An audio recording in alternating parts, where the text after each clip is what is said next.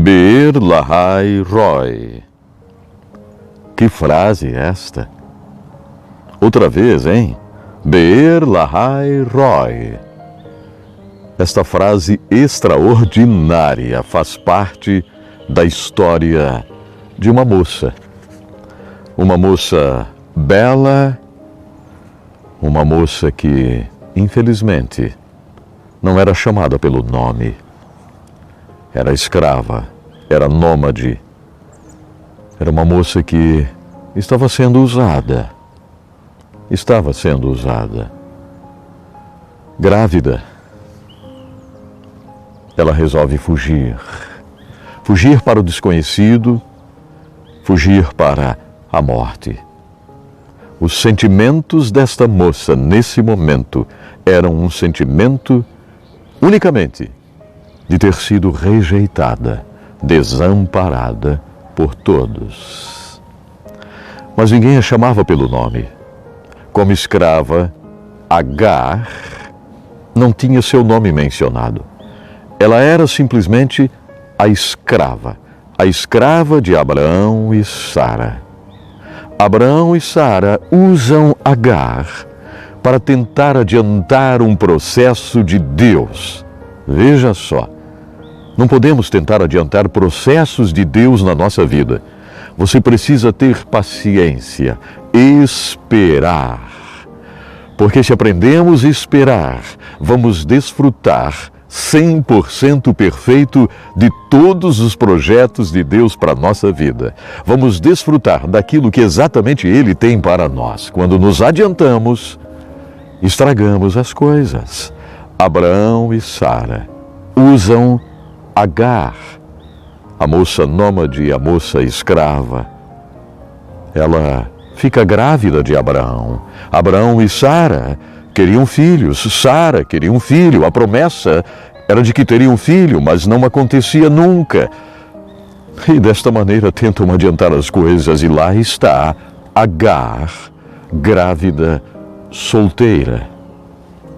Agora, quando Sara vê a sua escrava grávida e que Abraão gosta de olhar para Agar, grávida de seu filho, Sara não gosta. Começa a maltratar Agar. Quantas pessoas estão sendo maltratadas agora mesmo? Esta mensagem, este vídeo, está alcançando alguém que está sendo maltratada, alguém que está sendo maltratado. Eu tenho certeza disso. É interessante porque essa história que estou levando para vocês agora não tem nada a ver com esse cenário aqui. Não tem nada a ver com este cenário. Esse cenário, pelo menos deveria, ser um cenário de trazer esperança, alegria, vida. Mas essa história se passa num lugar triste, num lugar deserto, num lugar que possivelmente levaria à morte de Agar. Ela foge da casa de Abraão e Sara. Por que ela foge? Ela foge porque não consegue enxergar esperança. Ela foge porque a tristeza profunda invadiu a sua alma. Ela foge porque caiu em depressão. E é isso mesmo que acontece. Nós sabemos que a depressão é uma doença tão terrível e que pode bater à porta e entrar pela porta de qualquer um de nós. Estamos sujeitos à depressão, estamos sujeitos a momentos de tristeza profunda. E o melhor de tudo é que Deus nos entende. Deus nos entende. Agar, dentro dessa pressão tão terrível, resolve fugir. Porque era a única coisa que ela conseguia enxergar, a fuga. E quantas vezes nós somente enxergamos a fuga?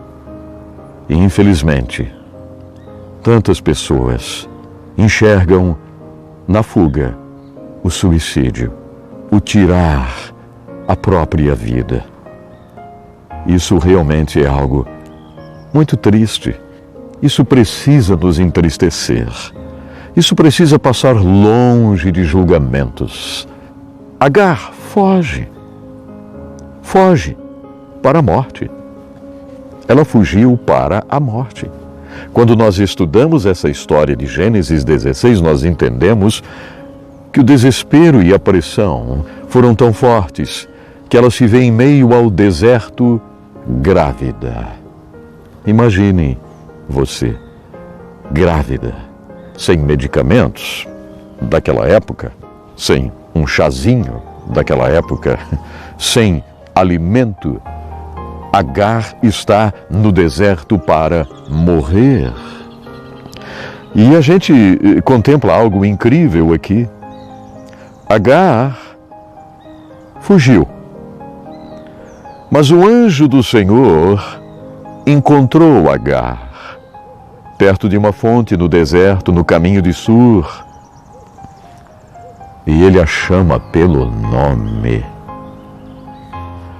Isso aqui é uma das partes mais belas de toda a Bíblia. Quando o próprio Deus desce. Nós temos aqui uma daquelas situações na Bíblia em que o próprio Deus desce personificado, como você quiser, ele desce como um anjo e ele chama. E é muito interessante aqui porque nós entendemos o seguinte, olha só, e então o anjo do Senhor a chama. Agar, serva de Sarai, de onde você vem, para onde você vai? Agar não tinha uma resposta. Agar não tinha um ponto de chegada, um alvo específico para alcançar.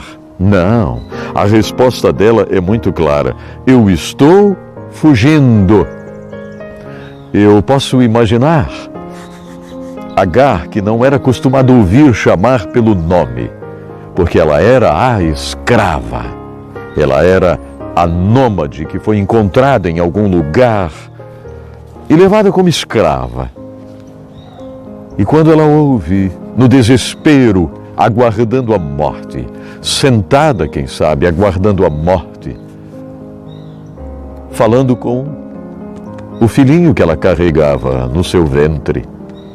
Ela não sabia se seria um menino, uma menina, mas quem sabe falando com seu filhinho. Ela ouve uma voz, Agar, para onde você vai? Eu estou fugindo. Estou fugindo. As próximas palavras. Então o anjo diz, volte, volte. E disse mais um anjo, multiplicarei tanto os seus descendentes que ninguém poderá contá-los, Agar. Então volte, porque tu tens vida pela frente, tu tens promessa para se cumprir à tua frente, Agar. Há planos para você, Agar. Volte, Agar. Mas o Senhor diz mais para Agar, ei, você está grávida. E aí Deus faz um ultrassom ali no deserto, sem equipamentos modernos, sem nada de ciência que conhecemos hoje. Deus faz um ultrassom na barriguinha de Agar e diz, você terá um menino. Quem sabe Agar, é mesmo, você terá um menino. E o nome dele será Ismael ou Ismael. Ouça mais, essa história é vibrante. Você está grávida, terá um filho e dará o nome de Ismael, porque o Senhor a ouviu em seu sofrimento. Isso aqui retrata algo muito especial para a nossa caminhada nessa terra. O Senhor nos vê em nosso sofrimento. Os olhos do Senhor contemplam a nossa situação nos mínimos detalhes. Em detalhes tão mínimos que o Senhor desceu e resolveu revelar para Agar o sexo do bebê.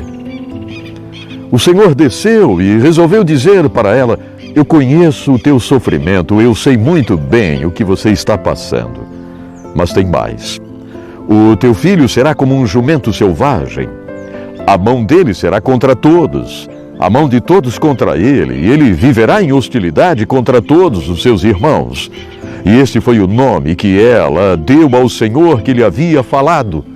Ela resolve dar um nome a Deus, porque ali estava revelada toda a esperança de futuro para Agar, que seria mãe de todo o povo árabe. É verdade. Por isso tem muita gente que não consegue entender a história dos árabes, a história da força, a história do petróleo. Está aqui, está revelada. O próprio Abraão criou tudo isso. Ismael, o filho de Agar, o pai das nações árabes, com toda força, com toda pujança, com toda a arte da guerra, luta, batalha, está aqui. Está aqui. E ouça bem, este foi o nome que Agar deu ao Senhor, que havia falado com ela. Tu és o Deus que me vê. Porque ela pensava que ninguém a estava contemplando, é lógico. Ela estava em fuga, ela estava no deserto, e este é o sentimento da tristeza profunda. Esse é o sentimento da depressão, esse é o sentimento da rejeição. Ninguém me vê, ninguém fala comigo, ninguém se importa comigo, ninguém me quer. Mas eis que ela diz: Be'er lahai roi. Este é o Deus que me vê e mostrou-me uma fonte. Na verdade, esta frase no original, ela tem um significado ainda mais forte. Esse é o Deus que me vê e construiu aqui um poço para mim. Abriu um poço para mim, para que eu pudesse beber água, ir em frente, voltar, acreditar. E ela acreditou. Agar voltou para a casa de Abraão e Sarai, para que pudesse gerar o seu filho. A promessa era clara: o seu filho nascerá. O Senhor ouviu o teu sofrimento. Por isso, Be'er lahai roi, o Deus que me vê e abre um poço para mim. Talvez você esteja vivendo numa situação bem parecida com a de Agar, sem esperança, sem água. Ninguém acredita, você mesmo não acredita nas suas possibilidades. Ei, você tem incríveis possibilidades. Deus desce agora mesmo. Deus desce e diz: eu vejo você, eu sei o que você está passando. Depende de você levantar-se e seguir adiante. E muitas vezes há necessidade até de uma volta. Quem sabe você precisa voltar, recomeçar, acreditar. Então, você não pode esquecer desta palavra que acaba de ouvir nesse exato momento. É uma palavra de recomeço, é uma palavra de esperança.